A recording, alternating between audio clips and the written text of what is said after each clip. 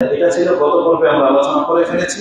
আজকে মুসলিমদের জীবনের উপরে আরেকটি বড় বিপর্যয় ফিতনা সেটা উল্লেখ করব, আর সেটা হচ্ছে সম্পদের ফিতনা, অর্থের ফিতনা। আর পৃথিবীতে রাসূল সাল্লাল্লাহু আলাইহি ওয়াসাল্লাম বলেছেন কিয়ামতের একটি লক্ষণ হলো সম্পদকে প্রসার করে ঘুরিয়ে দেওয়া হবে, মানে বিস্তার লাভ করবে। কি পরিমাণ বিস্তার লাভ করবে এই সম্পর্কে একটু ইঙ্গিত আজকে খুতবায় দেওয়ার চেষ্টা করব ইনশাআল্লাহ।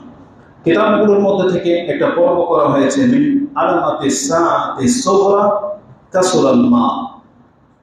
কিয়ামতের আলামতগুলোর ছোট একটি আলামত হলো সম্পদ বেড়ে যাওয়া, বৃদ্ধি হওয়া।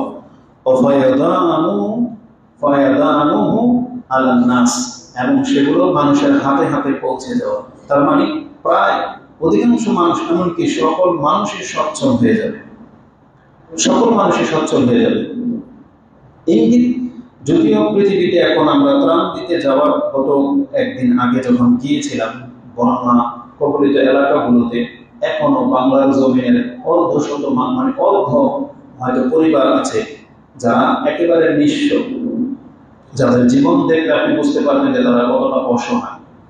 আর আমরা অনেকটা ভালো আছি যারা নারায়ণগঞ্জ, ঢাকা বা শহরগুলোর মধ্যে আছি, আমরা যে কত নিয়ামতের মাঝে আছি ওগুলো না দেখলে আপনি বুঝতে পারবেন না।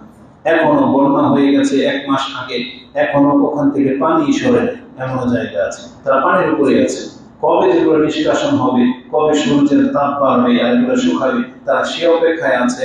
যেই কাজটা ছিল রাষ্ট্রের নায়কের, যে কাজটা ছিল একজন কাউন্সিলরের, যে কাজটা ছিল একটা শহরের মেয়রের, তারা লাপাত্তা, তারা গায়েব, তারা শহরের দিকে তাকানোর সময় নেই, এখন তারা ইলেকশন নিয়ে ব্যস্ত। কিন্তু শত শত পরিবার এই পানির মধ্যে এখনো পানিবন্দী হয়ে আছে। তো যদিও তারা যদি এই আলোচনা শুনে তারা হয়তো একটা আক্ষেপের নিঃশ্বাস ছাড়বে যে হায় আল্লাহ, কবে আসবে এই দিন যে আমরা পরিবর্তী হয়ে যাব। কিন্তু ওটা কিন্তু একটা খারাপ লক্ষণ, ওটা ভালো লক্ষণ না। এই অবস্থাতে থেকেও মানুষ যদি আল্লাহর শুকরিয়া আদায় করে, তাহলে ওই পয়সাওয়ালা হওয়ার আছে এই মুসলিম গরিব হয়ে থাকাটা অনেক ভালো। পয়সা হলে যে কি হবে, যেটা রাসূলুল্লাহ সাল্লাল্লাহু আলাইহি ওয়াসাল্লামকে দেখানো হতো পৃথিবীর চিত্রটা কি হবে। গতকালকের একটা কথা, আসলে সব কথা মেমোরিতে সব সময় জাগে না, আপনার অন্তর কিন্তু সব কথা সব সময় ধারণ করতে পারে না। আপনি কি জানেন একটা বিষয়, আমি যখন এক ভাইকে বললাম যে আমরা গুগল লোকেশন কোথায় পাঠাই না, লাইভ লোকেশন, কারেন্ট লোকেশন, এটা তো আজকে ব্যবহার করতেছি কয়েক বছর ধরে, কিন্তু কালকের মতো এরকম ফিল হয়নি। একজন ব্যক্তিকে যখন লাইভ লোকেশন পাঠালাম, আমি যখন দেখতে পাচ্ছি সে এখন অমুক জায়গাতে আছে, তার গাড়িটা আস্তে আস্তে আমাদের দিকে এগোচ্ছে। এটা যদি বর্তমান টেকনোলজির কারণ হতে পারে, এবার বলেন তো দেখি আল্লাহ সুবহানাহু ওয়া তাআলা যখন পুরো পৃথিবীর চিত্রটা মুহাম্মদ সাল্লাল্লাহু আলাইহি ওয়াসাল্লামের কাছে তুলে ধরেছিলেন, তিনি কিভাবে লাইভ লোকেশন দেখতে পেয়েছিলেন বলেন? তিনি কিন্তু দেখে দেখে বলেছিলেন যে এটা হবে, এটা ঘটবে। যেমন প্রত্যেকটা বিষয়ে হয়তো আল্লাহ তাকে একবার লাইভ দেখিয়ে দিয়েছে যে আপনার এই পৃথিবী এই পর্যায়ে যাবে। যেটা ব্যক্তি যদি করে দিতে পারে ক্যামেরার মাধ্যমে, সেটা আল্লাহর কাছে কতটা সহজ। তাই জন্য রাসূল সাল্লাল্লাহু ভবিষ্যৎবাণীগুলো অন্তর দিয়ে নিতে হবে, যে রাসূল বলেছে মানে বলেছে, আর এটাই হবে, আমাকে এটা গ্রহণ করা উচিত। তাইলে হয়তো আমি আর আপনি ইমানের উপরে টিকে থাকতে পারবো। তো রাসূলুল্লাহ সাল্লাল্লাহু আলাইহি ওয়াসাল্লাম আমাদেরকে এই সম্পর্কে যে সংবাদ দিয়েছেন তার একটি হলো আন আবি হুরায়রা আন্না রাসূলুল্লাহ সাল্লাল্লাহু আলাইহি ওয়াসাল্লাম লা তাকুমুস সাআ হাত্তা ইয়াকসুরাল মা ওয়া ইয়াফিদ। রাসূল বলেছেন ততদিন পর্যন্ত পৃথিবী কিয়ামত হবে না যতদিন পর্যন্ত না পৃথিবীকে মালামাল করে দেওয়া হবে, এবং এটা প্রসার লাভ করবে, প্রত্যেক ব্যক্তিকে আল্লাহ সুবহানাহু ওয়া তাআলা সচ্ছল করে দিবেন। একটা সময় পৃথিবীতে ঘটবে। আমরা যারা বলবো হয়তো আমরা অভাবী, কিন্তু আমি একটা জিনিস লক্ষ্য করে দেখেছি, এমন একটা সময় ঘটে আমাদের তেমন কোনো ইনকাম নেই, আমরা যেমন পরিবর্তী তাও না, কিন্তু কিছুদিন আগে একটা ঘটনা ঘটেছে। একজন আমাকে একটা আইপ্যাড দিয়েছিল, এই আমার এই মোবাইলটা, এইটা আমার ওয়াইফের একটা ট্যাব বিছানায় যখন পড়ে রইল, তার মানে এগুলো সবগুলো জগতের দাম হবে ধরেন 1.5 লাখ থেকে 2 লাখ টাকা, বিছানায় পড়ে আছে, কারেন্ট চলে গেছে, নেট নাই, এগুলো কোনো কাজে আসে না। অথচ বিছানার উপরে 1.5-2 লাখ টাকার ডিভাইস পড়ে আছে, এটা বেকার। তারপর আমরা নিজেদেরকে অসহায়, অভাবী মনে করি। অথচ আপনি ভাবতে পারেন যে আমাদের প্রত্যেকের হাতে হাতে প্রত্যেকটা সেট 20,000 30,000 টাকা দামের। আপনি বুঝতে পারেন যে পৃথিবী কোন দিকে যাচ্ছে, কিন্তু তারপরে আমরা দেখেন সন্তুষ্ট না, আমরা অসুখী, আমরা নিজেদের প্রত্যেকে পেরেশানিতে ভুগতেছি। তার মানে আমাদের চাহিদা দিনের পর দিন বেড়েই যাচ্ছে। এই জন্য আল্লাহ যতই আমাদেরকে দিচ্ছেন আমরা সেগুলোকে অল্প মনে করতেছি বা আমাদের পেট ভরতেছে না, চোখ প্রশান্ত হচ্ছে না। এটা হচ্ছে আমাদের চরিত্র। এই জন্য রাসূল বলেছেন, একটা আদম সন্তানকে যদি একটা স্বর্ণ ভরা উপত্যকার মালিক করে দেওয়া হয়, ওখানে দাঁড়িয়ে ও আকাঙ্ক্ষা করবে আমার জন্য আরেকটা যদি করে দেওয়া হতো। এভাবে তার চাহিদা বাড়তেই থাকবে। ক্ষান্ত হবে কোথায়? কবরের মাটি যখন তার মুখের উপরে পড়বে। এটা রাসূল বলেছেন। তো কথা হলো, রাসূল বলেছেন মালামাল করে দেওয়া হবে পৃথিবীতে।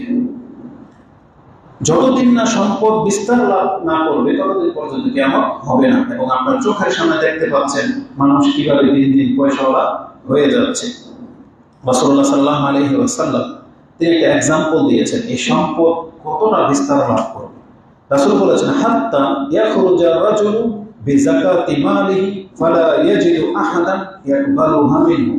একজন ব্যক্তি তার যাকাতের টাকা নিয়ে বের হবে, যাকাতের টাকা নিয়ে, যেটা কাকে দেওয়া যায়, কিন্তু রাস্তার মধ্যে বা এমন তার নজরে এমন একটা পরিবার পাবে না যারা তার কাছ থেকে যাকাতের টাকা নিবে। একটা পরিবারও পাবে না। সবাইকে এখন আল্লাহ যাকাত খাওয়া থেকে মুক্ত করে দিবেন, কারণ সবার কাছে তখন যথেষ্ট পরিমাণ সম্পদ থাকবে। এটা রাসূলুল্লাহ সাল্লাল্লাহু আলাইহি ওয়াসাল্লাম বলেছেন, যেটা আপনি মুসলিমের একটা বর্ণনায় পেয়ে যাবেন। সাদাকার অধ্যায় হাদিস হচ্ছে 329, 2229 নম্বর হাদিস। অভাবী এমন কাউকে পাবেন না যাকে আপনি দান সাদকা করতে পারেন আর সে আপনার কাছ থেকে এটা নেবে, এমন কোনো মানুষ আপনি পাবেন না। অপর আরেক বর্ণনায় রাসূলুল্লাহ সাল্লাল্লাহু আলাইহি ওয়াসাল্লাম আমাদেরকে সতর্ক করেছেন এবং উৎসাহ দিয়ে একটা কথা বলেছেন এইভাবে, যে হাদিসটি হারিসা ইবনে ওয়াহাব তিনি বর্ণনা করেছেন যে সামিয়াতু নবী সাল্লাল্লাহু আলাইহি ওয়াসাল্লাম ইয়াকুল, তাসাদ্দাকু, তোমরা দান সাদকা করতে থাকো, তাসাদ্দাকু ফাইন্নাহু ইয়াতি আলাইকুম জামান, খুব শীঘ্রই তোমাদের উপরে এমন একটা যুগ এসে আপতিত হবে, তোমরা এমন একটা যুগে গিয়ে পৌঁছবে, জামানুন ইয়ামশি আর-রাজুলু বিসাদাকাতিহি, সে তার সাদাকা নিয়ে ঘুরে বেড়াবে, ফালা ইয়াজিদু মা ইয়াকবালুহা, তার কাছ থেকে সেই সাদাকা কেউ চাইবে, হাত পাতবে তো দূরের কথা, আপনি দিবেনও সে বলবে নিবে না, নিবে না, এমন একজন কেউ সে পাবে না। বরং যেই ব্যক্তিকে আপনি সাদাকা দেওয়ার জন্য যাবেন সে কি বলবে শুনেন, ইয়াকুলু রাজুল লাউ জিতা বিহা বিল আমস লাকাবিলতুহা, তুমি যদি গতকালকে আসতে তাহলে আমি এটা নিয়ে নিতাম।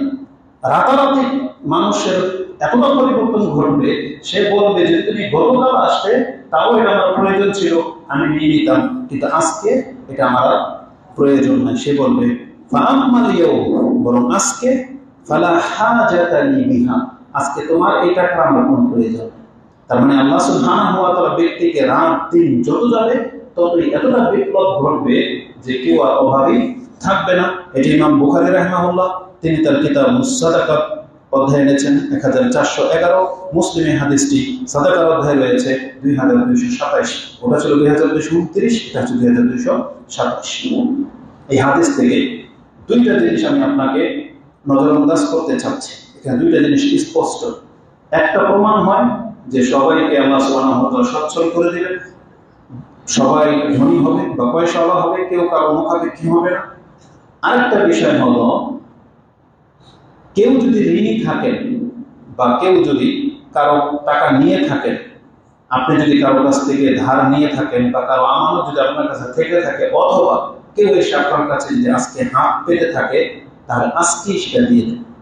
উচিত হবে আজকেই দিয়ে দাও, কারণ রাসূল সাল্লাল্লাহু আলাইহি ওয়াসাল্লাম বলেছেন তোমরা যদি এটা না করো তাহলে অপেক্ষা করো, একটা সময় আসতে যাচ্ছে যখন তুমি হয়তো দিতে চাইবা কিন্তু তোমার কাছ থেকে সেটা কবুল করা হবে না। তার মানে আপনি যদি যাকাতই কাউকে না দেন তাহলে আল্লাহ কবুল করবে কিভাবে? ইবাদতটা করতে পারলেন আপনি যাকাতের নেকি পাবেন, তার মানে বোঝা যাচ্ছে একটা সময় দান সাদকার নেকি পৃথিবী থেকে উঠে যাবে, কারণ কেউ নিবেন আপনার কাছ থেকে এই যাকাত, এই দান। অতএব যারা সচ্ছল আছি আমাদের উচিত আজকে অভাবীদের দিকে খেয়াল রাখা, আজকে তাদেরকে দান সৎকার করে দিয়ে সেই নেকিগুলো লুফে নেওয়া, এটা আমাদের উচিত। কারণ রাসূল সাল্লাল্লাহু আলাইহি ওয়াসাল্লামের ভবিষ্যৎবাণী খুব শীঘ্রই কিন্তু ঘটতে যাচ্ছে। আর এটা পৃথিবীর ইতিহাস সাক্ষী যে পৃথিবীর রূপরেখা যেই দিকে যাচ্ছে বোঝা যাচ্ছে, সেই ছোঁয়া ইনশাআল্লাহ খুব শীঘ্রই বাংলার জমিনেও পড়বে। তো এই দুইটা বিষয় আজকের এই আলোচনা থেকে আমরা যে উপদেশ নেব, যে বিষয়গুলো, সেটা কি? এক হলো সম্পদ বৃদ্ধি পাওয়া, এটা হচ্ছে একটা আলামতের লক্ষণ, এই সম্পর্কে আজকে কয়েকটা ইঙ্গিত দেব। আরেকটা বিষয় হলো যেটা আমরা নেব, যে আমাদেরকে এই বিষয় থেকে কেন সতর্ক হতে হবে। সম্পদ বেড়ে গেলে এটা তো ভালো জিনিস, যারা ভালো সৎ লোক তারা তো এটাকে মানে অনেক ভালো মনে করে নিচ্ছেন। কিভাবে আপনি চট করে আপনার মাথায় চলে আসবে, আমার টাকা থাকলে তো আমি প্রত্যেক বছর গিয়ে হজ করতাম, আমার টাকা থাকলে তো আমি উমরা করতাম, আমার টাকা থাকলে তো আমি বছরে বছরে কুরবানি করতাম, আমার টাকা থাকলে একটা মসজিদ পরিচালনা করতাম। যারা সৎ তাদের অন্তরে যে চিন্তাগুলো অটোমেটিকলি জেগে যায়। কিন্তু যারা অসৎ তারা তো ভিন্ন কিছু ভেবে রেখেছে। আর যারা সৎ, আপনার এই সৎ চিন্তা কিন্তু টাকা পয়সা পেলে আবার ঘুরেও যেতে পারে। আল্লাহ সুবহানাহু ওয়া তাআলা এই জন্য সম্পদকে ফিতনা বলেছেন, মানে এটা পরীক্ষিত। আল্লাহ যদি আমাদের প্রত্যেকের অন্তরের খবর না জানতেন তাহলে হয়তো আমাদেরকে টাকা পয়সা দিয়ে পরীক্ষা করেই দিতেন। কিন্তু জেনে নেন, যারা হকের উপরে আছেন, আপনি যদি অভাবী থেকে থাকেন তাহলে জেনে নেন আল্লাহ আপনাকে পরীক্ষায় ফেলতে চান না। আর এই মর্মে আমাদের বক্তব্য হয়ে গেছে। আল্লাহ বলেছেন, আমি যাকে ভালোবাসি তাকে আমি সম্পদ দিই না, বরং তাকে আমি জ্ঞান দিই। আর সম্পদ আমি যাকে তাকে দিই। এই জন্য আল্লাহর কাছ থেকে ওইটা আশা করবেন না যেটা আল্লাহ আপনাকে আমাকে দিতে চাচ্ছে না, বা যেটা আপনার আমার জন্য অকল্যাণকর হতে পারে। এই জন্য আপনি শুধু আপনার প্রয়োজনটা চাইবেন, আল্লাহ যতটা প্রয়োজন মনে করবে ততটা পুরো করে দিন। এটা হওয়া উচিত। এই দুইটা বিষয় হবে আজকের খুতবা থেকে শিক্ষা নেওয়ার। তো আজকের আলোচনার মূল বিষয় যেটা, যে সম্পদ বেড়ে যাবে। আসলে আমি আপনাকে দেখাই একজন ব্যক্তি কিভাবে মালামাল হয়, আমাদের সমাজের মানুষগুলো কিভাবে পয়সাওয়ালা হচ্ছে, এটা একটু দেখায়। তার আগে আপনাকে এটা বলে দিই, যেহেতু রাসূল বলেছেন পৃথিবীকে মালামাল করে দেওয়া হবে, পৃথিবীর সম্পদ বেড়ে যাবে, এটা অটোমেটিকলি বাড়বে। এটা আল্লাহ পৃথিবীর সম্পদকে বাড়িয়ে দিবেন। তার মানে কিভাবে? আল্লাহ কিন্তু পৃথিবীর মাটির নিচে সমস্ত সম্পদ কিন্তু দিয়ে রেখেছেন, তারপরে পৃথিবীটাকে সৃষ্টি করেছেন। এবং আল্লাহ যে বৃষ্টি বর্ষা, ওর মধ্যে বরকত থাকে, ওই বৃষ্টির মধ্যেই লেখা থাকে কোন জায়গা কতটা প্রাপ্য হবে, কোন জায়গার উর্বরতা কতটা বাড়বে, এবং এই ফসল ফলাতে কি হবে, ওই বৃষ্টির সময় আল্লাহ সুবহানাহু ওয়া তাআলা আগে থেকে নির্ধারণ করে রেখেছেন। তো আল্লাহ সুবহানাহু ওয়া তাআলা কি করে, যেমন সৌদি আরবকে আল্লাহ সুবহানাহু ওয়া তাআলা ধনী করতে চেয়েছেন, তেলের খনি উদ্ঘাটন করে দিয়েছেন, স্বর্ণের খনি রয়েছে। আফগানিস্তানে এখন শুরু হয়েছে প্রাকৃতিক সম্পদ উত্তোলনের। আল্লাহ চাইলে, যেদিন আল্লাহ চাইবে যে বাংলাদেশকে আমি কুয়েতের মতো করে দেব, তার আল্লাহ সুবহানাহু ওয়া তাআলার কাছে এটা কোনো বিষয় নেই। এমন একটা সম্পদের সন্ধান আল্লাহ বের করে দিতে পারে, দেখিয়ে দিতে পারে, যে আমরা কুয়েতকে পর্যন্ত পাস করে ফেলতে পারি। কারণ কুয়েতের চেয়ে বাংলাদেশ অনেকটা বড়। তো এই জন্য আল্লাহ সুবহানাহু ওয়া তাআলার কাছে কিছুই নেই। তো ব্যক্তিভাবে মানে আল্লাহ নিজে থেকেই যে সম্পদ বাড়িয়ে দিয়ে থাকেন, এই সম্পর্কে একটা হাদিসের দলিল আমি আপনার কাছে পেশ করি। সেটা হচ্ছে ইমাম মুসলিম তার সাদাকার অধ্যায় 2231 নম্বরে রাসূলুল্লাহ সাল্লাল্লাহু আলাইহি ওয়াসাল্লাম বলেছেন, তাকাইউল আরদু আফলাযা কাবিলিহা। মানুষ যেভাবে ভূমি করে দেয়, কিছু খেলে, ধর দামি কিছু খেলো, পেটের ভিতরে গেছে কিন্তু রাখতে পারলো না, ভূমি করে দিল, ঠিক এইভাবে এই জমিনেও তার পেটের ভিতরে যেটা ধারণ করে রেখেছে, একটা সময় আসবে সে ভূমি করে উপর দিকে বের করে দেবে। তার মানে জমিনের নিচে কোথায় গিয়েছে আমরা জানি না, আর আল্লাহ এটা ঘটাবেন, এই জমিন প্রকাশ করে দেবে যে কোন দামি সম্পদ কোথায় আছে, এটা বের করে দেবে। কিভাবে? আমসালা উসতুয়ানি মিনাল যাহাবি ওয়াল ফিদ্দা, এবং ডাইরেক্ট বলেছেন স্বর্ণ রূপার খনি কোথায় আছে, এটা প্রকাশ পেয়ে যাবে। তাহলে স্বর্ণ রূপা যখন প্রকাশ পেয়ে যাবে, যেই দেশে প্রকাশ পাবে সেই দেশ ধনী হয়ে যাবে, মালামাল হয়ে যাবে। এটা একটা হাদিস মুসলিমে আছে। এবং আপনারা সেই হাদিস ভালো করেই জানেন যে কিয়ামতের একটা লক্ষণ হলো ফোরাত নদী, যেটা মিশর এবং জর্ডান ওইসব অঞ্চলে আছে। ফোরাত নদী, সেই ফোরাত নদীর ভিতরে স্বর্ণের পাহাড় আছে, এবং সেই পাহাড় খুব শীঘ্রই ভেসে যাবে। এটা কিয়ামতের অনেক বড় একটা নিদর্শন হবে। এবং এই স্বর্ণকে কেন্দ্রিক পৃথিবীতে যত মানুষ মারা যাবে, ইতিমধ্যে কোনো ঘটনাকে কেন্দ্র করে এত মানুষ মরেনি। শুধু এটা ইঙ্গিত করে দিই, রাসূল বলেছেন সে স্বর্ণ আনতে যারা যাবে তাদের মধ্যে যদি 1000 মানুষ যায়, মাত্র একজন বেঁচে ফিরতে পারবে, 9999 জনই হত্যা হবে। কি মনে করেন? 1000 জনের মধ্যে 999 জনই হত্যা হবে। আরেকটা বর্ণনা আসছে 100 জনের মধ্যে 99 জনই হত্যা হবে। আরেকটা বর্ণনা আসছে 10 জনের মধ্যে 9 জনই হত্যা হবে। তার মানে যারাই যাবে খুব কম লোক বেঁচে ফিরতে পারবে। এই জন্য আমাদেরকে বলেছেন তোমরা ওদিকে ফিরেও তাকাবে না। সুবহানাল্লাহ। মানে আমি কি বোঝাতে চাচ্ছি জানেন? আপনারা আমরা সবচেয়ে কল্যাণকর যিনি আপনারা আমরা ভালো চান, তিনি কিন্তু আপনাকে ভালো একটা উপদেশ দিবেন। যেমন বাবা মা, টিচার বা কিছু, যে আপনার ভালো চায় কখনই আপনাকে সেদিকে যেতে দেবে না। যেমন যদি বলা হয় যে গত কয়েকদিন আগে ঘটনা একটু গ্যাঞ্জাম হয়েছে, আমাদেরকে ফোন দিয়ে জানানো হলো এই রাস্তায় যান, ওই গ্যাঞ্জাম হচ্ছে, গাড়ি গাড়ি ভাঙতেছে, অন্য রাস্তা দিয়ে যান। তাহলে ও আমার কল্যাণ চাই দিলেই তো জানিয়েছে, তাই না? ঠিক আপনি যেন না মানেন যে আমি না জিয়ে দেখে আমি এটা নিয়ে আসতে পারি কি, এরকম যদি হয়, রাসূল সাল্লাল্লাহু আলাইহি ওয়াসাল্লাম আমাদেরকে সংবাদ দিয়েছেন যে ফুরাত নদীর স্বর্ণ বের হবে। আমি আর আপনি কি করেছি জানেন? রাসূলের পরের যে উপদেশটা সেই দিকে ভ্রক্ষেপ করি নাই, শুধু এই সংবাদটাকে গ্রহণ করেছি এবং অপেক্ষায় আছি কবে স্বর্ণ বেরোবে আমরা সেখানে আনতে যাব। কিন্তু রাসূল যে আমাদেরকে নিষেধ করেছেন এখানে যেও না, তার এই উম্মতের অধিকাংশ লোক এই উপদেশ মানবে না, বরং তারা সেই স্বর্ণের জন্যই যাবে। এবং রাসূল বলেছেন তাদের মধ্যে 999 জনই হত্যা হবে। কত বড় ফিতনা! তা আজকে আমি হাদিসটাকে ভিন্ন উদ্দেশ্যে আপনার কাছে পেশ করতে চাচ্ছি। প্রমাণস্বরূপ যে পৃথিবীর সম্পদ যে বেড়ে যাবে তার একটা প্রমাণ হচ্ছে এই হাদিস, যে রাসূলুল্লাহ সাল্লাল্লাহু আলাইহি ওয়াসাল্লাম বলেছেন লা তাকুমুস সাআতু হাত্তা ইয়াহসিরা আল-ফুরাত আন জাবালিন মিন যাহাব। যতদিন পর্যন্ত ফুরাত নদী বা ফুরাত তার ভূগর্ভে থাকা স্বর্ণের পাহাড়টা জাগিয়ে না দেবে ততদিন পর্যন্ত কিয়ামত হবে না। আর এই হাদিস আছে কোথায়? মুসলিমে ফিতনা অধ্যায়, হাদিস হচ্ছে 7164। আর এটা সবাই আমরা জানি যে ফুরাত নদীতে স্বর্ণ বের হবে। তো বলেন তো দেখি, যখন স্বর্ণের পাহাড় বের হবে ওই স্বর্ণের মালিক যারা হবে তারা যারা অভাবে থাকবে? অভাবে থাকবে না। এইভাবে পৃথিবীকে একটা পর্যায়ে মালামাল করে দেওয়া হবে। রাসূলুল্লাহ সাল্লাল্লাহু আলাইহি ওয়াসাল্লাম থেকে এভাবে একাধিক হাদিস এসেছে। আর ব্যক্তি পর্যায়টা বলে নিই, ব্যক্তিরা কিভাবে মালিক হবে। আজকে রাতারাতি দেখতে পাচ্ছেন আপনার পাশের ঘর যারা খেতে পেত না, হঠাৎ করে আপনি দেখতে পাচ্ছেন যে 5 তলা বিল্ডিং উঠে গেছে। কিভাবে ব্যক্তি পর্যায়ে মালিক হচ্ছে তারা, এটাও হবে একটা ইঙ্গিত রাসূল সাল্লাল্লাহু আলাইহি ওয়াসাল্লাম করেছেন। রাসূল বলেছেন যে ক্বালা ইয়াতি আলান নাসি জামান, মানুষের কাছে এমন একটা সময় আসবে লা ইউবালিল মারউ মা আখাযা মিনহু আমিন হালালি আম মিন হারাম। রাসূলুল্লাহ সাল্লাল্লাহু আলাইহি ওয়াসাল্লাম বলেছেন মানুষ রাতারাতি কিভাবে ধনী হবে সে শুধু নিজেকে নিয়ে ভাববে, সে এটা ভ্রুক্ষেপ করবে না যে আমি যে সম্পদ গ্রহণ করতেছি এটা হালাল না হারাম। তার মানে মানুষের মুখ্য উদ্দেশ্য হবে ধনী হওয়া, মানুষের মুখ্য উদ্দেশ্য হবে পুঁজিপতি হওয়া, সেটা হালাল ভাবে হোক না হারাম ভাবে হোক এটা আর দেখা দেখি নাই, ও এটাকে ভ্রুক্ষেপই করবে। আর যদি এটা আমাদের দেশের ব্যক্তি পর্যায়ে এবং রাষ্ট্রীয় পর্যায়ে যদি ফিট করে দিই হাদিস, তাহলে আপনি দেখতে পাবেন যারা সমাজের কাউন্সিলর, যারা মাতাব্বর হয়, চেয়ারম্যান মেম্বার হয়, হলেই কেন পয়সাওয়ালা হয়ে যায়? কেন হয়ে যায়? তার মানে এগুলো হচ্ছে পয়সাওয়ালা হওয়ার খনি।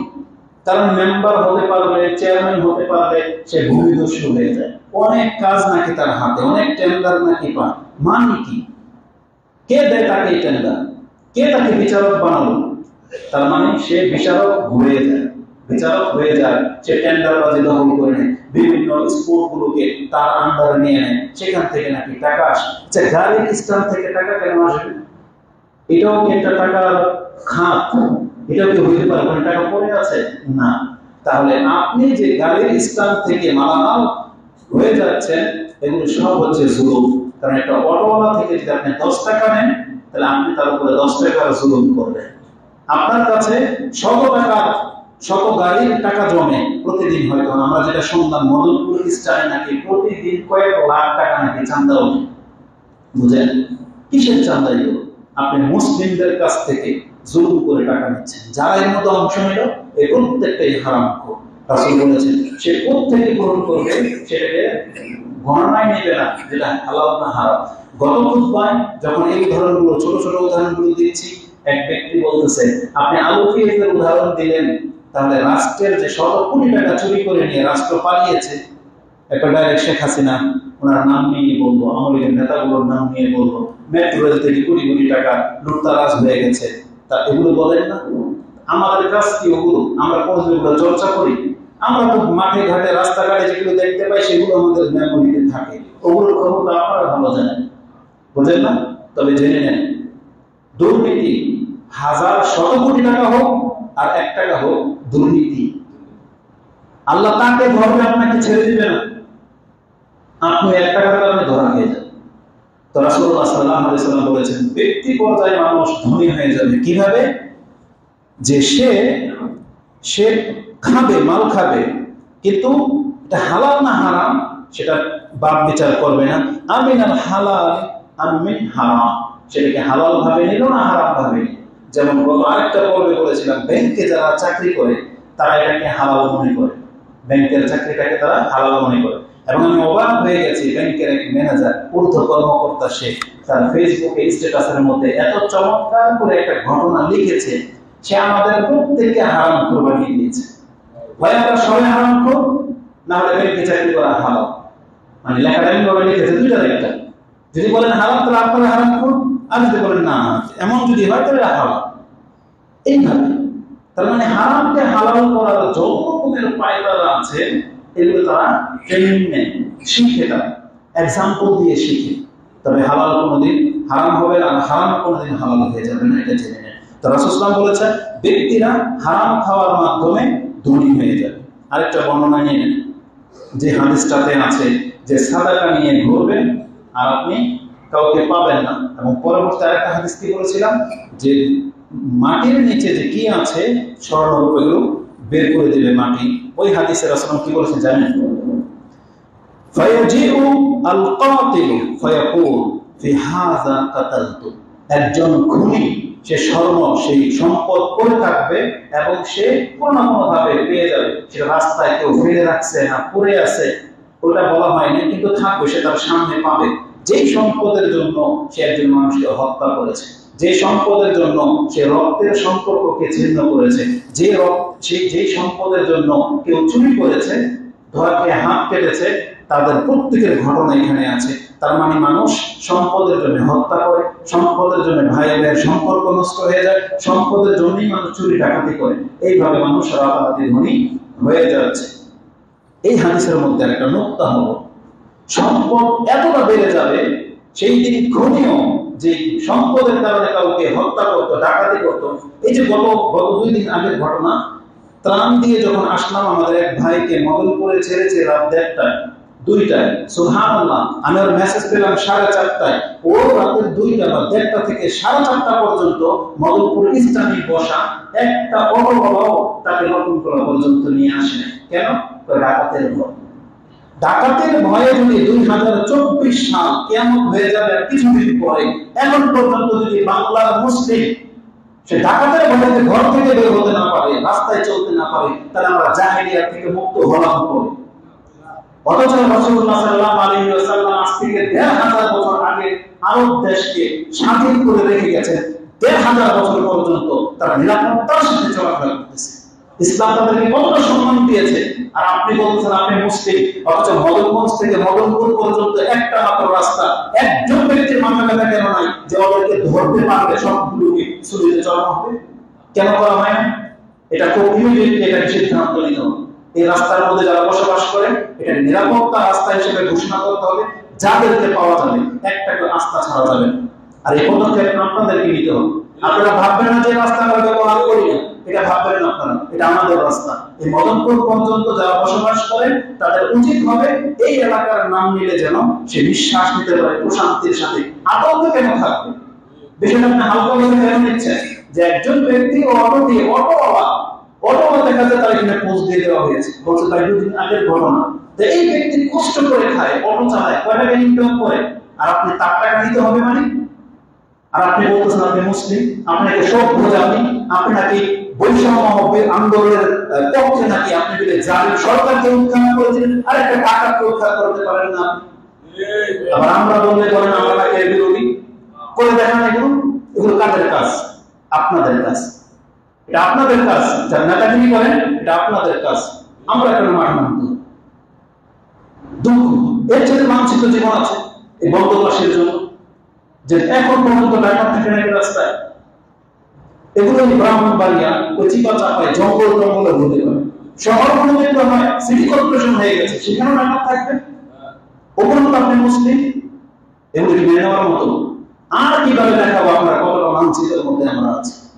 আল্লাহ জাতিকে হেদায়েত করুন এবং আমাদেরকে আল্লাহ সুবহানাহু ওয়া তাআলা শক্তিশালী করুন। তো রাসূলুল্লাহ সাল্লাল্লাহু আলাইহি ওয়াসাল্লাম বলেছেন, যারা অন্যটা মেরে খেত এই সম্পদ তার সামনে পড়ে থাকবে, খুনি বলবে, হ্যাঁ তোর কারণে আমি একজনকে হত্যা করেছি, আজকে আমি খুনি।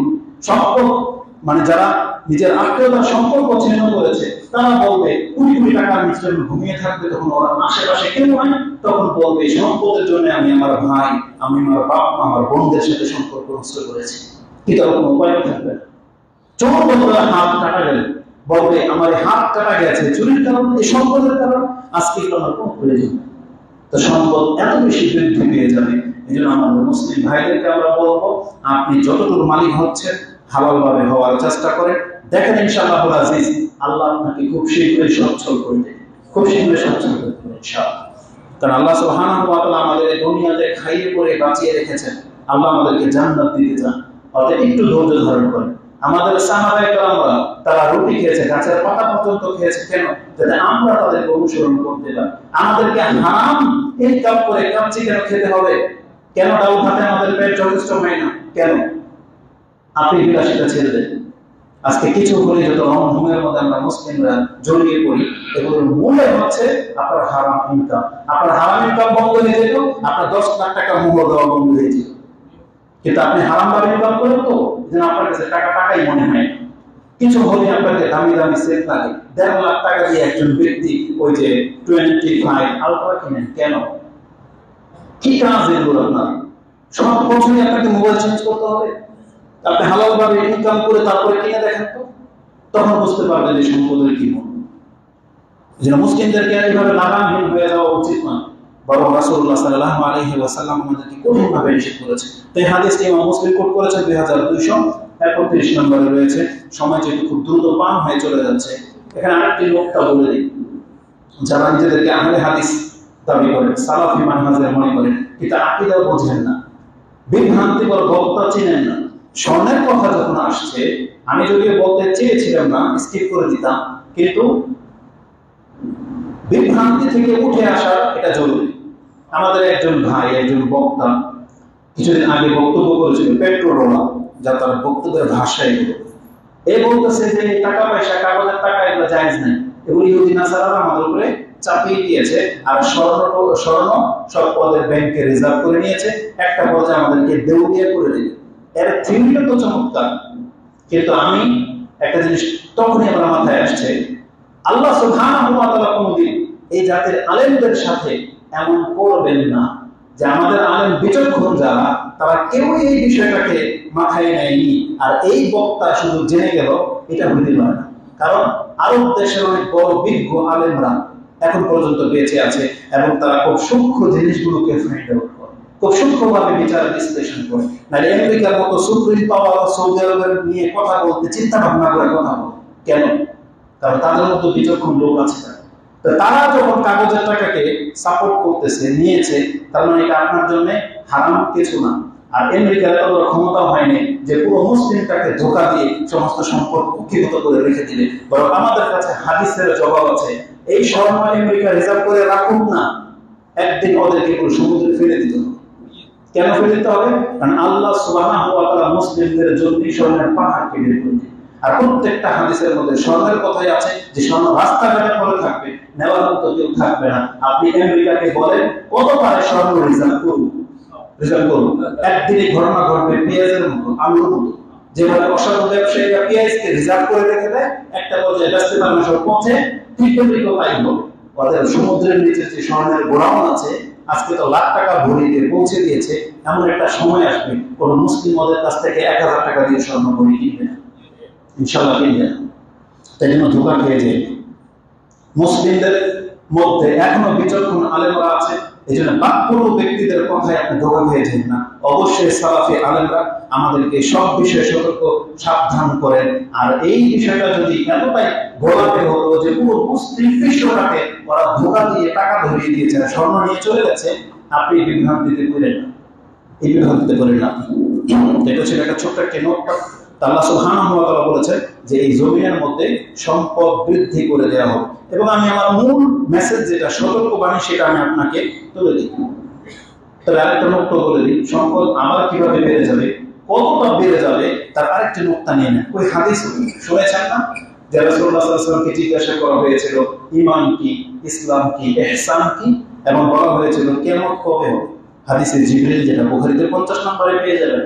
সেই হাদিসে রাসূলুল্লাহ সাল্লাল্লাহু আলাইহি ওয়াসাল্লাম বলেছিলেন কিয়ামত কবে হবে এটা তোমরা কিভাবে বুঝবা, যখন তোমরা দেখবা ওয়া ইযা কানা খুফাতুল উরা রুউসান নাস, যখন দেখবে ওই ব্যক্তিদেরকে যাদের গায়ে একটা সময় পোশাক ছিল না, যাদের পায়ের জুতা থাকতো না, তারা যখন দেখবে পৃথিবীর ধনী ব্যক্তিদের মধ্যে লিস্টে তাদের নাম সমস্ত মানুষের ঊর্ধ্বে, তখন বুঝে নিও কিয়ামত খুব কাছে চলে আসছে।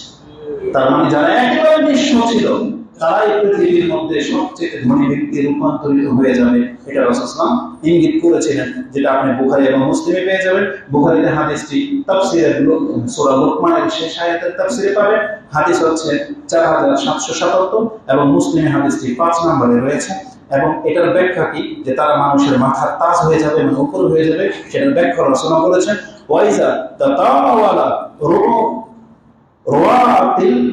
রুআতুল বাইর রুআতুল ইবিল, যখন তোমরা দেখবে উটের রাখাল যারা উট পালতো তারা তাওয়াবু মানে উঁচু উঁচু মানে বিল্ডিং বানাবে, মানে গর্ব করবে। আর কি করবে, ওয়াল বুহমু ফিল বুনিয়ান, এবং কে কত বড় বিল্ডিং বানাতে পারে, কত দামি, কত কি দিয়ে অট্টালিকা বানাতে পারে, এই প্রতিযোগিতা যখন শুরু হয়ে যাবে তখন তোমরা বিশ্ববাসী বুঝে নিও পৃথিবীর খুব নিকট চলে আসছে।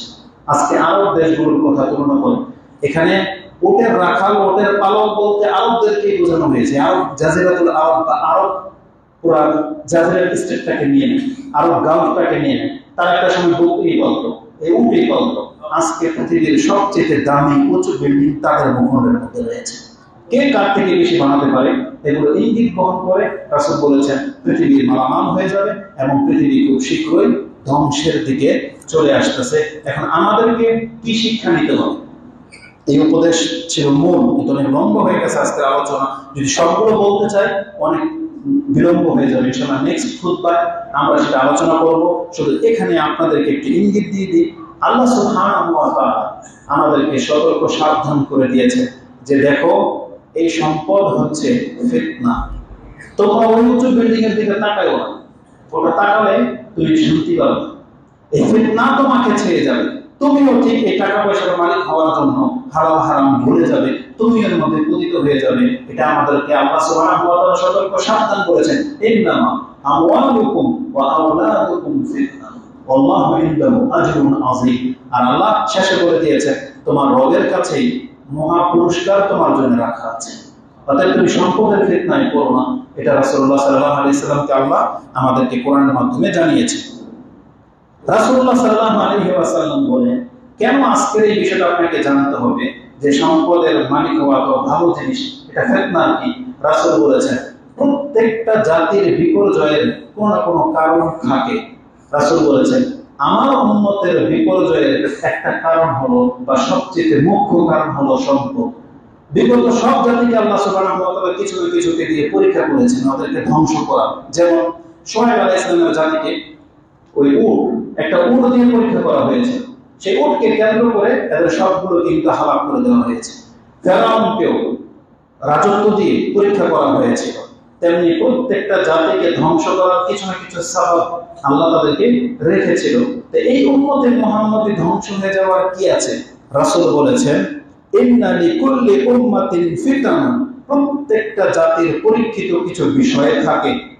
আর ওয়া ফিতনাতুল উম্মাতি ওয়া ফিতনাতু উম্মাতি আল মাল, আর আমার উম্মতের ফিতনা করা হয়েছে সম্পদকে, আল মাল।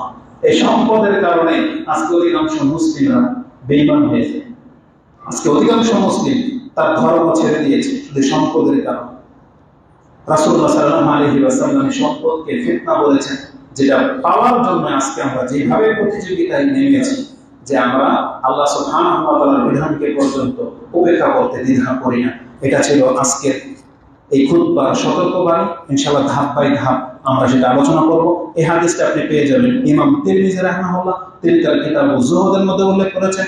হাদিস হচ্ছে 2336 এবং আজকের খুতবার সর্বশেষ হাদিস, সবগুলো স্কিপ করে দিই, সর্বশেষ যে হাদিসটা আমি আপনার কাছে পেশ করব সেটা হচ্ছে রাসূলুল্লাহ সাল্লাল্লাহু আলাইহি ওয়াসাল্লাম বলেছেন, মা যিবানি জায়ানি উরসিলা ফি গানামি বিআফসাদ লাহা মিন হিরসিল মারই আলাল মাল ওয়া শারাফিদ দ্বীন।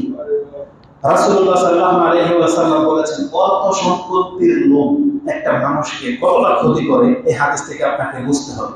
রাসূল বলেছেন, একটা বকরির পালের মাঝে যদি দুইটা ক্ষুধার্ত নেকড়ে বাঘকে ছেড়ে দেওয়া হয়, এ কি করবে? পালে যেটাকে পারে সেটাকে আচর করবে, ক্ষতি করবে, তারপর শেষ পর্যন্ত একটাকে ধরবে, খাবে, তাই না? মানে পাল কানে ক্ষতি করবে। রাসূল বলেছেন, একজন ব্যক্তির অর্থের লোভ তাকে এতটা ক্ষতি করে, তার দিনকে, তার ধর্মটাকে এতটা নষ্ট করে, দুইটা ক্ষুধার্ত নেকড়ে ভাগও ওই বকরির পালকে এতটা ক্ষতি করে না। অতএব অর্থের লোভ এটা কমাতে, অর্থের চাহিদা, পুঁজিপতি হওয়ার যে আকাঙ্ক্ষা, এটাকে লাগাম টেনে ধরতে হবে। আপনার ইচ্ছাটাকে আপনি মেরে দিয়ে না, আপনি সচ্ছল হন কিন্তু হালাল ভাবে, ওই রকম হয় না আমিন হালাল আমিন হারাম, এটা হালাল না হারাম সেটা ভ্রুক্ষেপ করবেন না, এমনটা হইতে পারে না, বরং আপনি হালাল ভাবে কত ইনকাম করেন এটা আপনার জন্য কল্যাণকর। আর রাসূলুল্লাহ সাল্লাল্লাহু আলাইহি ওয়াসাল্লাম বলেছেন, কারো কারো জন্য অর্থ সম্পদ কল্যাণকর হয়। কার জন্য কল্যাণকর হয়? চেয়েছিলাম যে হাদিসটাকে ছেড়ে দিতে, কিন্তু এখন প্রেক্ষাপটে আমাদের বলতে হবে। সেটা হচ্ছে রাসূল বলেছেন, ওয়াইন্না হাযাল মাল হুলওয়া, নিঃসন্দেহে সম্পদ হচ্ছে মিষ্ট। এই সম্পদের মধ্যে মিষ্টতা আছে। মিষ্টি খাবার যেমন প্রত্যেকের রুচিকর হয়, তা বলছে এই সম্পদের মধ্যে মিষ্টতা হুলওয়া, মানে এটা হচ্ছে হালুয়া টাইপের একটা জিনিস। রাসূল বলেছেন, মান আখাযাহু বিহাক্কিহি, তবে যেই ব্যক্তি এই সম্পদ হকের সাথে গ্রহণ করবে, বিহাক্কিহি মানে হালাল ভাবে গ্রহণ করবে, ন্যায়সঙ্গত গ্রহণ করবে, আর ওয়া ওয়াদাহু ফি হাক্কিহি এবং খরচ করবে হক পথে, হক জায়গায় হালাল ভাবে। মানে ইনকাম তো নাকি হালাল ভাবে করেন, কিন্তু খরচ করেন খারাপ ভাবে। যেমন যারা হালাল ভাবে ইনকাম করেন, নেশা করেন, সিগারেট খান, জর্দা খান, আইয়াশ করেন, মহিলাদের পেছনে টাকা নষ্ট করেন, খারাপ কাজে টাকা খরচ করেন, গুন্ডা পালেন যারা টাকা দিয়ে, তাহলে আপনার ইনকাম যদি হালাল হয় কিন্তু খরচ যদি হারাম পন্থায় হয়, তাহলে আপনি এই সম্পদ দ্বারা ফিতনায় পতিত হয়ে গেলেন। আপনি হলেন ফিতনায় পতিত হওয়া ব্যক্তি, মানে আপনি নিজের ধ্বংসকে ডেকে আনলেন। রাসূল সাল্লাল্লাহু আলাইহি ওয়াসাল্লাম বলেছেন, এই জন্য হক হিসেবে আপনাকে সম্পদ গ্রহণ করতে হবে, তাহলে সেই সম্পদ আপনার জন্য কল্যাণকর হবে। ওমান আখাযাহু বিগাইরি হাক্কিহি, আর যারা নাহক ভাবে ইনকাম করতেছেন, বিগাইরি হাক্কিহি কানা কাল্লাযী ইয়াকুলু ওয়া লা ইয়াশবা, এই ব্যক্তির উদাহরণ হচ্ছে ওই ব্যক্তির মতো যে ব্যক্তি শুধু খেতেই থাকে কিন্তু পরিতৃপ্ত হয় না। খেতেই থাকে, খাওয়ার পরে দেখতেছে তার কোনো কি খেলাম, কোন স্বাদ পায় না সে, অথচ পেট ভরে খেয়ে ফেলছে কিন্তু কোনো তৃপ্তি সে পায় না। কোটি কোটি টাকার মালিক তাও অশান্তিতে ভোগে। আজকে কি মনে করেন, আমরা যদি আমাদের রাজনৈতিক প্রেক্ষাপটে নেতাদের দৃষ্টান্ত শুধু আপনাদের কাছে দেই, কত শত কোটি টাকার মালিক তারা যেদিন ধাওয়া করেছে, তারা পালিয়েছে, কোন কোন নেতার ঘরে নাকি 50 কোটি রিজার্ভ ছিল, রিজার্ভ। কি মনে করেন, তাহলে এত টাকা সম্পত্তি হয়ে তাদেরকে প্রশান্তি কেন আসলো না তাদের জীবনে? প্রশান্তি কেন আসলো? রাসূল বলেছেন, যারা নাহক ভাবে ইনকাম করে তারা খাবে ঠিকই, কিন্তু তারা কোনদিন পরিতৃপ্ত হতে পারবে না। যেটা হাদিসটি ইমাম বুখারী এবং মুসলিম উভয় তাদের কিতাবে এনেছেন, 6427 এবং 2227 নম্বরে রয়েছে মুসলিম। তো সর্বশেষ যে হাদিসটি বলেছিলাম সেটা হচ্ছে কি, রাসূল বলেছেন যে নেকড়ে ভাগ যেভাবে সম্পদ নষ্ট করে, একজন মানুষের সম্পদের লোভ তার দিনকে ওইভাবে নষ্ট করে, দিনকে ওইভাবে নষ্ট করে। আর যদি জায়েজ উদাহরণ দেই না, যারা 12 ঘন্টায় গার্মেন্টসে কাজ করেন, যারা মুদির দোকান চালান, যারা এমন দোকান চালান যে 24 ঘন্টার মধ্যে 20 ঘন্টায় আপনি ব্যবসায় পার করে দেন, এটা হয়তো আপনার প্রয়োজনই করেন, আপনি দেখেন তো দেখি, এই চাকরি, এই ব্যবসা, এই দোকানদারি আপনার ধর্ম থেকে আপনাকে কতটা দূরে ঠেলে দিয়েছে? কতটা দূরে ঠেলে দিয়েছে? আপনার দ্বারা ইসলামের কোনো চেতনাও কাজ নেই, কোনো মূল্যায়ন হয় না, বরং আপনি নিজে নিজের ধর্মটা পালন করতে পারেন না। এটা হচ্ছে সম্পদের লোভ বা সম্পদের জন্য নিজেকে ব্যস্ত করে দেওয়ার ক্ষতি, যেটা নেকড়ে ভাগার থেকেও ক্ষতি। এবং সর্বশেষ উপদেশ নেওয়ার মতো একটা হাদিস, ওই হাদিসটা ছিল ইবনে মাজাহ তিরমিজিতে 2416 তিরমিজিতে।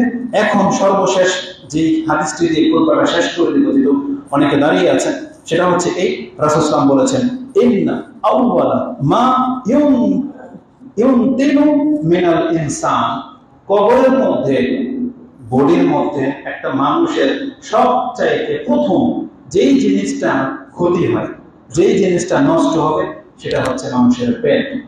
রাসূল বলেছেন, কবরের মধ্যে যখন মানুষের বডি পচতে থাকে বা কিছু, সর্বপ্রথম ফাটবে তার পেট, বাস্ট হয়ে ফেটে যাবে কবরের ভিতরে। তাই রাসূলুল্লাহ সাল্লাল্লাহু আলাইহি ওয়াসাল্লাম উপদেশ দিয়েছেন, কেন এই কথাটা বলেছেন? কারণ এই পেটের জন্যই তো আজকে আমাদের এত কিছু, হালাল হারাম বুঝি না, পেটের জন্য না। এই যে রাসূল বলেছেন পেটটাই আগে ফুটবে কবর। অতএব তুমি চিন্তা করে দেখো যে তুমি কার জন্য এত কিছু করলা। এই যেগুলো করতেছো, হারাম হারাম হালাল হারাম বাঁচো না, যা পাচ্ছ খেয়ে নিচ্ছ, কার জন্য? পেটের জন্য। এটা প্রথম ঘটবে। তখন রাসূল সাল্লাল্লাহু আলাইহি ওয়াসাল্লাম বলেছেন, ফামান ইস্তাতা আল্লাহ ইয়াকুলা ইল্লা তাইয়িবান ফালিয়াফাল, অতএব যে এটা ক্ষমতা রাখে যে আমি হালাল ছাড়া অন্য কিছু খাবো না, রাসূল বলেছেন সেজন্য তাই করো, সেজন্য তাই করো। অতএব আজকে এটা আমাদের মুসলিম ভাইদের জন্য এটা নসিহত। দেখেন কিয়ামত খুব শীঘ্রই চলে আসবে কাছাকাছিতে, যে কোনো সময় আমরা মারা পড়তে পারি। অতএব আমাদেরকে হালালের উপর থাকতে হবে, হালাল ইনকাম করতে হবে, এবং হারাম যারা জড়িত তাদেরকে সঙ্গ ত্যাগ করতে হবে।